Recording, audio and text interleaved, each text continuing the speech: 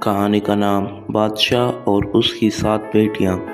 ایک زمانے کی بات ہے، ایک بڑے اور خوشحال سلطنت کا بادشاہ جو اپنی سخاوت اور انصاف کے لیے مشہور تھا، اپنی دولت اور شان و شوکت پر ناز کرتا تھا۔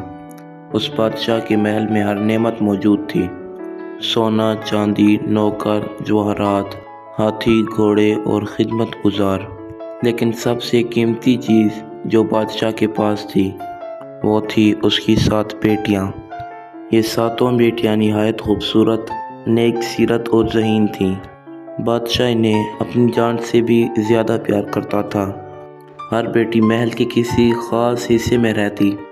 ان کے لیے الگ الگ باغات، جھولے، کھیلنے کے میدان اور نوکر موجود تھے۔ ایک دن بادشاہ کو خیال آیا کہ وہ اپنی بیٹیوں کی محبت کا اندازہ لگانا چاہتا ہے۔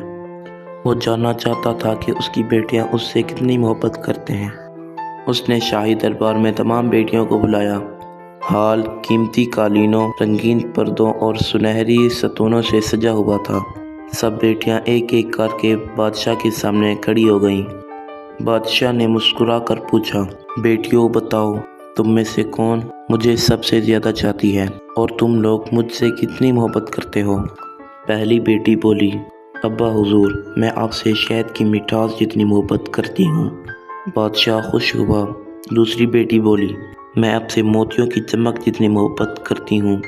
تیسری بولی، میں آپ سے چاند کی ٹھنڈک جتنی محبت کرتی ہوں۔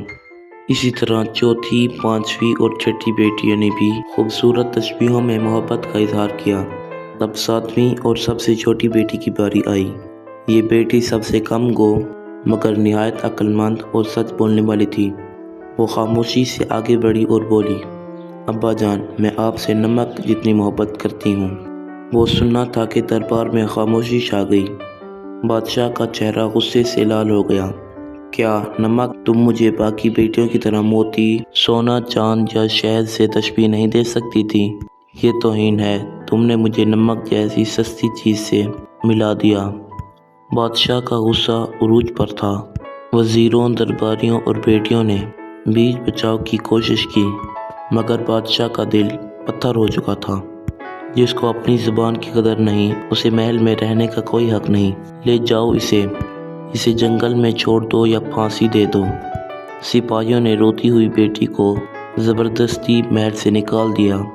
دن گزرتے گئے، بادشاہ نے اس واقعے کو بھلا دیا مگر وہ بیٹی کسی جنگل میں بچ گئی اور ایک نیک دل بزرگ عورت کے ساتھ رہنے لگی جو اسے اپنی بیٹی کی طرح پالنے لگی۔ ادھر محل میں کچھ عجیب ہوا۔ چند دن بعد بادشاہ کے حکم پر ایک شاندار دعوت ہوئی۔ دسترخوان پر ہر نعمت رکھی گئی، بریانی، قورمہ کباب، میٹھے پھل اور بہت سی چیزیں۔ مگر جیسے ہی بادشاہ نے پہلا نوالا دیا، فوراً چہرہ بگڑ گیا۔ یہ کیا بکواس ہے؟ یہ کھانا بے ذائقہ کیوں ہے؟ باورچی کو فوراً بلایا جائے۔ باورچی گھبرا گیا اور بولا، حضور، آپ کے حکم کے مطابق ہر ڈش میں مسالے، گھی، خشک میوے اور سب کچھ ڈالا گیا، بس نمک نہیں ڈالا۔ بادشاہ چونک گیا۔ دل میں کچھ چٹکا یاد آیا۔ 7ویں بیٹی کے الفاظ، میں آپ سے نمک جتنی محبت کرتی ہوں۔ اب بادشاہ کی آنکھوں میں آنسو آ گئے۔